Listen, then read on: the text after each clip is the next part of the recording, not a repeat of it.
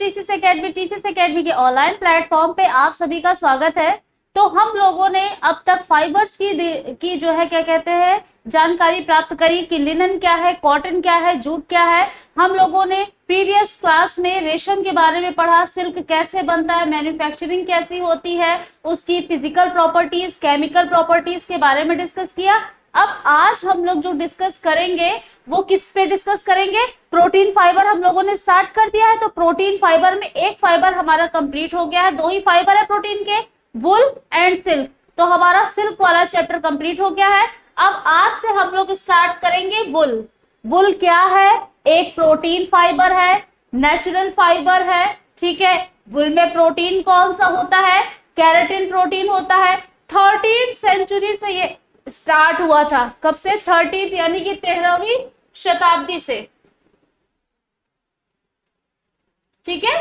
13वीं शताब्दी यानी कि 13th सेंचुरी से ये स्टार्ट हुआ था, ठीक। अब जानते यह जानत जगत से प्राप्त होने वाला कैरोटीन प्रोटीन युक्त रेशा है, ठीक है। इसमें कौन सी प्रोटीन होती है?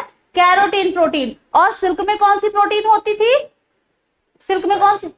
Fibrin protein. वेरी गुड, ठीक है। ऐतिहासिक साक्ष्यों से, ये साक्ष्यों है, ठीक है, ऐतिहासिक साक्ष्यों से प्रमाण मिलता है कि मेसोपोटामिया ऊनी वस्त्र निर्माण का जन्म स्थान है। यानी कि मेसोपोटामिया की जो सभ्यता थी वहां से जो है क्या हुआ? वुल बनाना स्टार्ट हो, यानी कि ऊनी कपड़ों को बनाना स्टार्ट किया गया, ठीक है। ऊन से वस्त्र बनाने का कार्य सर्वप्रथम किसने किया था? सबसे पहले इंग्लैंड में किया गया था, ठीक है।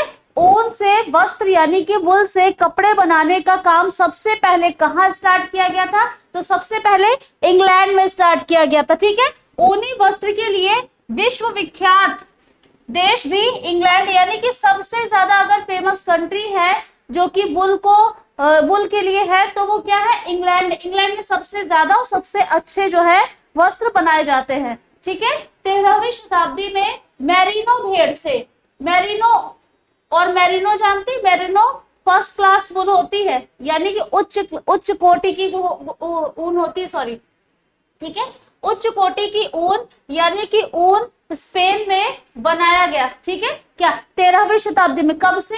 वुल कब से आया? 13th सेंचुरी से आया, ठीक है। और 13th सेंचुरी में मेरिनो भेड़ से, देखिए वहां पर भी क्या हुआ था? जो मेरिनो भेड़ है, मेरिनो क्या है ये भी पूछा जाता है। मेरिनो भेड़ है, बकरी है, ऊंट है, ठीक है। तो मेरिनो क्या है? एक भेड़ है। और इससे जो वुल हमें मिलती है वो हाई क्लास वुल मिलती है, यानी कि फर्स्ट क्लास की वुल मिलती है, क्योंकि वुल की भी बहुत सारी कैटेगरी है। First class wool, second class wool, third class wool and fourth class wool. जो मेरिनो वुल है क्योंकि बहुत सॉफ्ट होती है, बहुत ही मतलब कि सुंदर वुल होती है, ठीक। और ये मेरिनो है कहाँ की? मेरिनो स्पेन की है, और वहां पर ही जो है क्या कहते हैं ये मेरिनो से कपड़े बनते। मेरिनो कहाँ की? स्पेन की है। विश्व का सबसे महंगा मिंक कोट है। विश्व का सबसे महंगा कोट किसे कहा जाता है? Mink coat. आज ही जाकर के मिंक कोट सर्च करके देखेगा कितना महंगा है। मिंक कोट की बहुत ज्यादा हाई कॉस्ट होती है, ठीक है। मिंक कोट जो होता है वो विश्व का सबसे महंगा कोट कहा जाता है, ठीक है। जिसकी प्राप्ति किससे होती है? विक्यूना नामक ऊंट से, दुर्लभ ऊंट की प्रजाति से होती है। अब ये मिंक कोट कहाँ से मिलता है? विक्यूना नामक ऊंट से मिलता है, ठीक है। कहां से मिलता है? विक्यूना नामक ऊंट से मिलता है। क्या चीज? मिंक कोट, ठीक है। और सबसे महंगा है, वर्ल्ड में सबसे हाई कॉस्ट का जो कोट है कौन सा? Mink coat. कहां से मिलता है? विक्यूना नाम की ऊंट से, यानी कि कैमल से मिलता है, ठीक। अंगोरा, अब देखिए अंगोरा बकरी के बारे में। अंगोरा यह एक बकरी है, इसके बालों को हम क्या कहते हैं? मोहेर कहते हैं, ठीक है। यह उच्च गुणवत्ता वाले वस्त्रों को बनाने में प्रयोग होते हैं, ठीक। अंगोरा क्या होती है? एक बकरी होती है, और इसके बालों को, क्वेश्चन पूछा गया है मोहेर क्या है, क्वेश्चन पूछा जाता है मोहेर क्या है, तो ये अंगोरा बकरी से मिलता है। और ये भी पूछा जाता है कि मोहेर जो है बकरी से मिलता है कि भेड़ से मिलता है, इसीलिए किससे मिलता है? अंगोरा, वो सॉरी मोहेर ऊन किससे मिलती है? अंगोरा नाम की बकरी से, ठीक है। अंगोरा नाम की बकरी से क्या मिलता है? मोहेर ऊन मिलता है। ठीक, समझ में आ गया। और ये भी कैसी होती, जैसे मरीनो से जो है हाई क्लास का फर्स्ट क्लास का वूल मिल रहा था, उसी तरीके से जो मोहेर है ये भी फर्स्ट क्लास वूल होता है। ठीक है, उच्च गुणवत्ता वाले वस्त्रों को बनाने में प्रयोग होता है। किसका? मोहेर का। ऊंट यानी कि कैमल, कैमल ये 2 कुंभ वाला ऊंट। देखो एक ऊंट होता है जो 2 कुंभ वाला होता है, ठीक, जिसे हम क्या कहते हैं? वैक्टियन। ये वैक्टियन है, वैक्टियन ऊंट। यह एक अद्भुत गुण वाला रेशा प्राप्ति का साधन है। यानी कि जो वैक्टियन ऊंट होता है, अब इसकी स्पेशलिटी बताएंगे क्या है।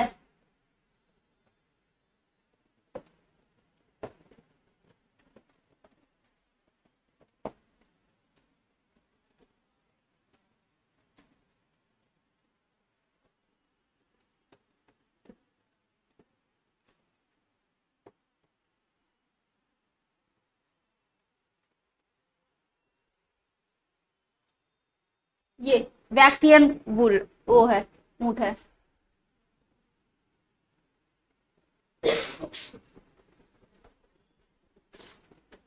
ये इसे कहते हैं वैक्टियन कैमल।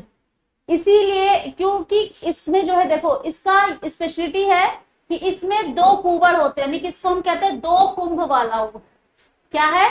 2 कुंभ, यानी कि 2 कुबड़ है इसमें। और इसके जो कपड़े बनते हैं, जो वुलन क्लॉथ बनते हैं, इसकी स्पेशलिटी वो होती है वो गर्मी में ठंडक देते हैं और ठंडी में गर्मी देते हैं। यानी कि दोनों मौसम में पहनने वाले कपड़े इससे बनते हैं, इसके बालों से।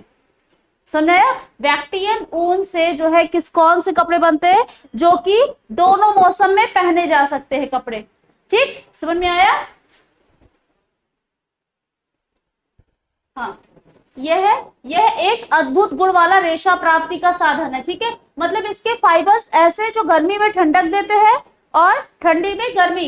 यह गर्मी व सर्दी दोनों, यानी कि देखो गर्मी व सर्दी दोनों ऋतु के लिए अनुकूल है। जो वैक्टियन ऊंट हम लोगों ने देखा था, गर्मी और सर्दी दोनों के लिए सही है। ठीक है, अर्थात गर्मी में ठंडक का एहसास, ठीक है, तथा ठंडक में गर्मी का एहसास मिलता है इसके कपड़े जब बनते हैं।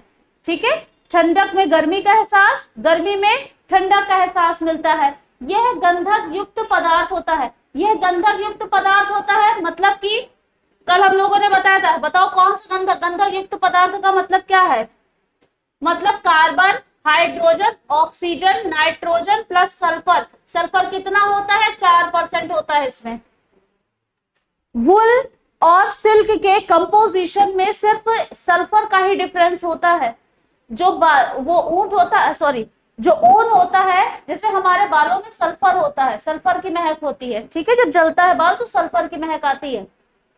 गंधक क्या है? सल्फर।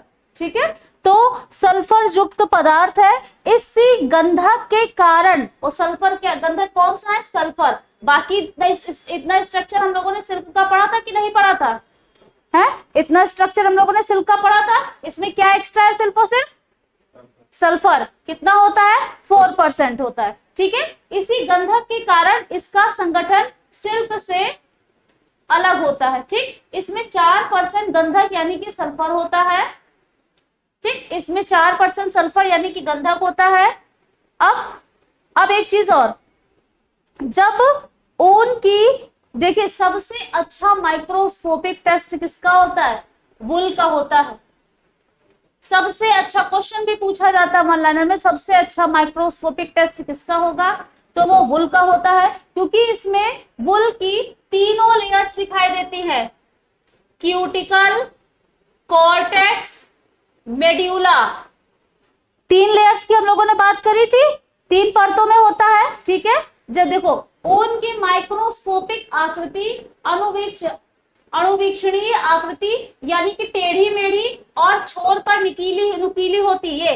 इस तरीके से कुछ होती है, छोर पर नुकीली होती है और टेढ़ी मेढ़ी। ये पूछा जाता है, ये जो लाइन है बहुत ध्यान से सुनिएगा, क्योंकि इससे स्टेटमेंट से मैचिंग आ सकती है। क्योंकि माइक्रोस्कोपिक, जैसे इस बार बर्निंग टेस्ट से जो है मैचिंग आई है, हो सकता है सबका माइक्रोस्कोपिक टेस्ट देते हैं, दिया भी और प्रीवियस में माइक्रोस्कोपिक टेस्ट दे देते हैं इधर कि कौन कैसा दिखता है, ठीक है, कि इसकी मतलब शेप दे देते हैं, माइक्रोस्कोपिक शेप दे देते हैं या बाहरी शेप दे देते हैं, और इधर बुल के नाम मतलब उसके फाइबर्स के नाम लिख देते हैं। सीधी कांच जैसी छड़ किसकी दिखती है, तो वो सिल्क की होती है। सिल्क की कैसी होती है, जब माइक्रोस्कोप से देखो बिल्कुल सीधी कांच की ऐसी छड़ होती है, क्योंकि उसमें कहीं कुछ रुका ही नहीं होता, लंबा धागा होता है, ठीक है।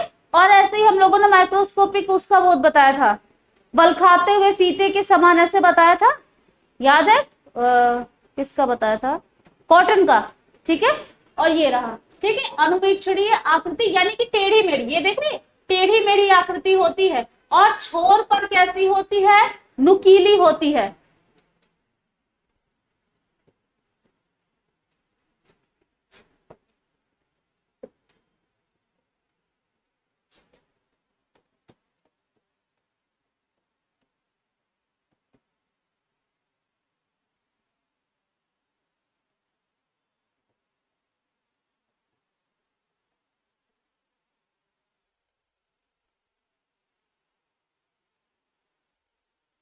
ये देखो, और इनको शल्क कहते हैं।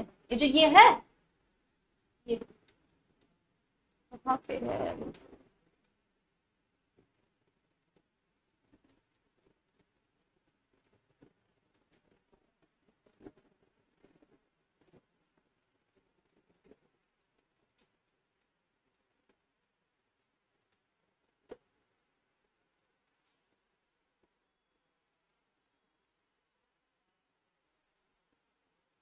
ये देखो, इसमें देखो सबका, ये माइक्रोस्कोपिक है, देखो वुल, ये शल्क है, इसको क्या कहते हैं, फाइन वुल। देखो फुल अल्पाका, अल्पाका भी आप लोग सुनोगे, अल्पाका।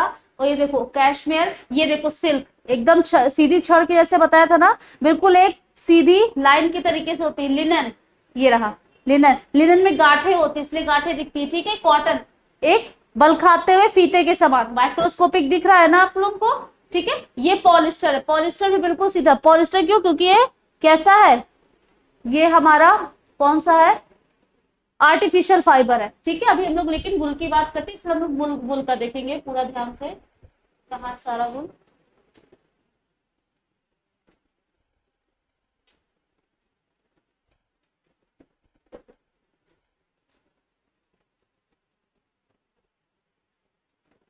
आपको बता दी, ये वुल में ये जो स्ट्रक्चर दिख रहा है, ये वाला, ये स्ट्रक्चर दिख रहा है, ये इसे हम शल्क कहते हैं। और शल्क पूछा जाता है, माइक्रोस्कोपिक टेस्ट देखने के बाद इसमें क्या देखा जाता है, इसमें शल्क होते हैं। शल्क यानी कि मल्टी सेल्यूलर, मल्टी सेल्यूलर, ठीक है। शल्क का मतलब क्या होता है, मल्टी सेल्यूलर होना, ठीक है। मल्टी सेल यानी कि वुल जितनी हाई क्वालिटी का वुल होगा, ठीक है, उसमें उतने ज्यादा शल्क होंगे, यानी कि जितने ज्यादा शल्क होंगे किसी वुल में, वो उतनी ज्यादा हाई क्वालिटी का होता है। समझ में आया। वुल की क्वालिटी हम किससे डिफाइन करते हैं, ये जो शल्क है इनसे हम डिफाइन कर, दिख रहा है ना कितने शल्क हैं इसमें, ये जितने ज्यादा शल्क होंगे, इसीलिए फर्स्ट क्लास में जो फर्स्ट क्लास का वुल होता है उसमें सबसे ज्यादा शल्क होते हैं। और जो बिल्कुल जैसे डेड वुल हो गया, डेड वुल हमने बताया था ना, मरी हुई भेड़ से खींची हुई वुल जो होती है उसको हम पुल्ड वुल या डेड वुल कहते हैं, उसमें शल्क नहीं होते, बिल्कुल ना के बराबर होते हैं। जितने ज्यादा शल्क होंगे वुल जो है उतना अच्छा होगा, दिख रहा है ना माइक्रोस्कोपिक टेस्ट से बिल्कुल। अब इसकी जो लेयर होती है, ये समझ में आ गया ना, शल्क क्या होते हैं, मल्टी सेलुलर क्या होते हैं, ये कॉन्सेप्ट भूलोगे तो नहीं तुम लोग, है मतलब वुल की क्वालिटी किस पे डिपेंड करती है, उनके शल्कों की संख्या पर, बहुत ज्यादा होती है इनकी संख्या, ठीक है। अब जो है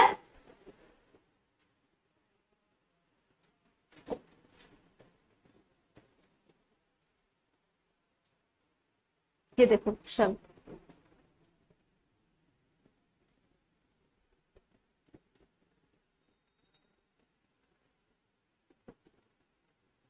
अब इसी में एक चीज देखते हैं हम लोग जैसे इसकी जो लेयर्स होती हैं, 3 परतों में होता है ना ये, पहली दूसरी, तीसरी, ठीक है। 3 परतें होती जब हम सूक्ष्मदर्शी से देखते हैं तो इसकी जो है क्या कहते हैं, पहली परत। ये जो पहली ये परत है, ये भी परत है, ये बाहरी परत है। ये जो ये परत है जो बाहर से दिखता है, जो हमें बाहर से पोर्शन दिखता है, बाहरी परत है, इसको हम क्या कहते हैं, क्यूटिकल, ठीक है। इसको हम क्या कहते हैं, क्यूटिकल। बना लीजिए, पिक्चर बना लीजिए, ठीक है। उसके बाद ये कौन सी होती है, कॉर्टेक्स। कौन सी परत है ये कॉर्टेक्स परत है, ठीक। कौन सी परत है, कॉर्टेक्स परत है। अब ये कौन सी है, मेड्यूला।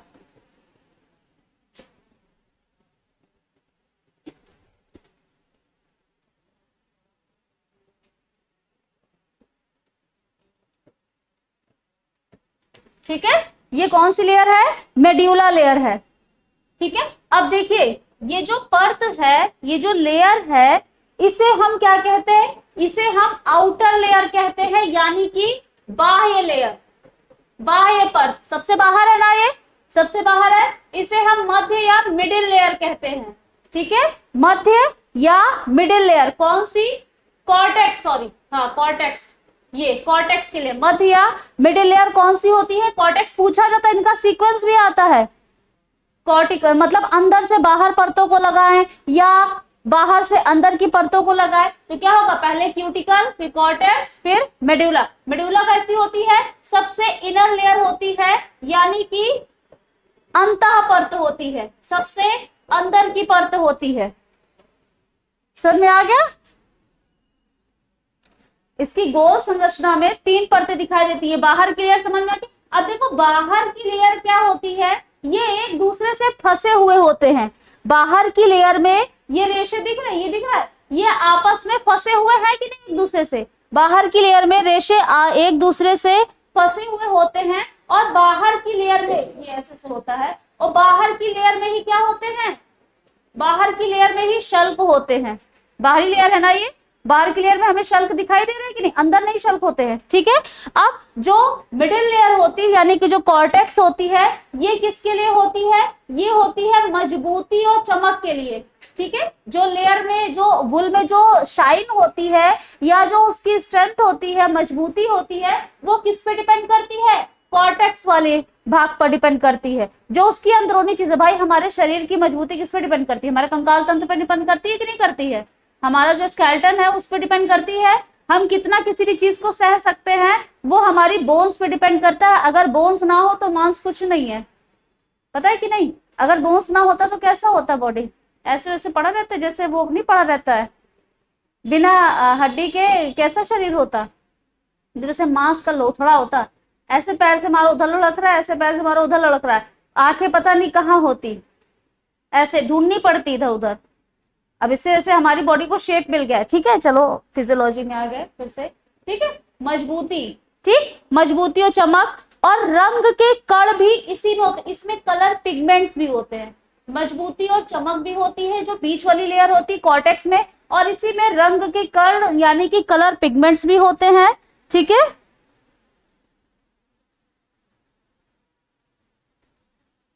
और ये अंदर वाली थोड़े इसमें होते हैं। उसके बाद फिर रंग सोखने की क्षमता, रंग सोखने की क्षमता, और क्या, नमी को सोखने की क्षमता, यानी कि नमी किसमें होती है, मेड्यूला वाले भाग में। रंग सोखने की क्षमता और नमी ये किसमें होती है, नमी सोखने की क्षमता किसमें होती है, मेड्यूला वाले भाग में, ठीक है।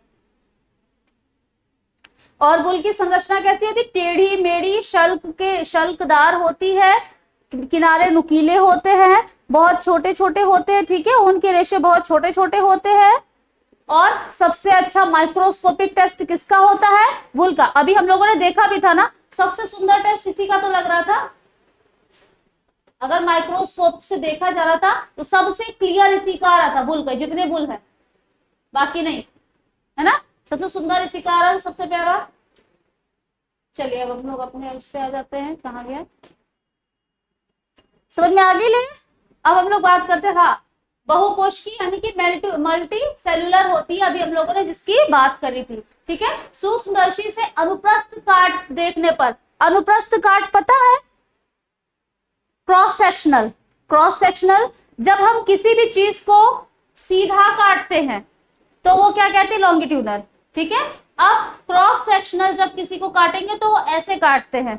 अभी हम लोगों ने वुल को देखा ना, तो वुल का जो है क्रॉस सेक्शनल जब हम काटेंगे, अब जैसे हम ही लोगों को है, ठीक है, हम लोगों का अगर जो है क्या कहते हैं काटा जाए किस तरीके से, लॉन्गिट्यूडनल काटा जाए तो कैसे निकलेंगे, आधे इधर आधे उधर, सारे पार्ट्स दिखाई देंगे कि नहीं दिखाई देंगे, दिखाई देंगे। हम लोगों का लॉन्गिट्यूडनल सही जाएगा।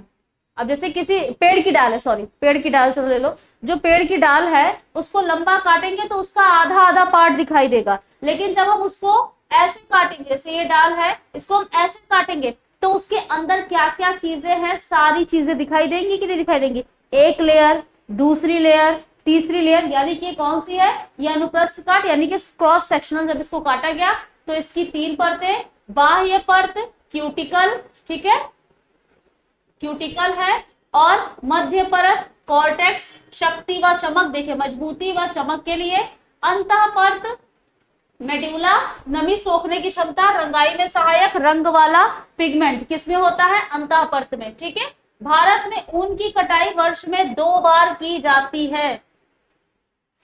ठीक है, भारत में ऊन की कटाई वर्ष में 2 बार की जाती है।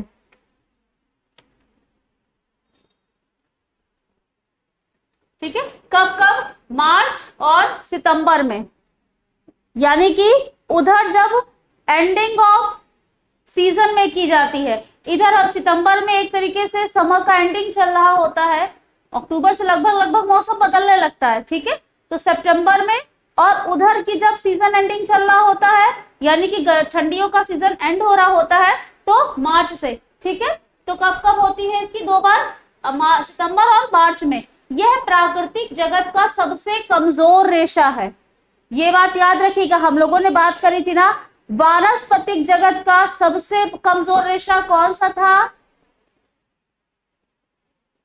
जूट, सबसे कमजोर जूट था वानस्पतिक जगत का। प्राकृतिक जगत यानी कि नेचुरल और वेजिटेबल अलग अलग होता है। नेचुरल जगत में नेचुरल में सबसे वीक कौन सा होगा, नेचुरल में, क्योंकि हमारे सभी आ जाते हैं, मिनरल्स भी आ जाएंगे, वेजिटेबल भी आ जाएंगे, तो ऑल ओवर नेचुरल फाइबर्स में कौन है सबसे कमजोर, ऊन हमारा सबसे कमजोर रेशा है। ठीक है, और जब हम वेजिटेबल फाइबर की बात करेंगे वानस्पतिक जगत की, तो उसमें सबसे कमजोर कौन सा फाइबर है, जूट है। ठीक है, तथा गीली अवस्था में मजबूती कितनी होती है, 25% और कम हो जाती है। और इसकी देखो, सूखी अवस्था में तो मजबूत रहती है तथा गीली अवस्था में और कमजोर हो, देखो सबसे कमजोर तो है ही ये, लेकिन जब ये गीला हो जाता है तो गीली अवस्था में इसकी मजबूती 25% तक और कम हो जाती है। कितनी, 25% और भी ज्यादा कम हो जाती है। और इसके अपोजिट जब हम लोग उनको पढ़ रहे थे, किसको, वेजिटेबल फाइबर्स को, यानी कि लिनन और कॉटन को, तो उनकी 20-30% मजबूती क्या हो रही थी, गीली उसमें बढ़ जाती है।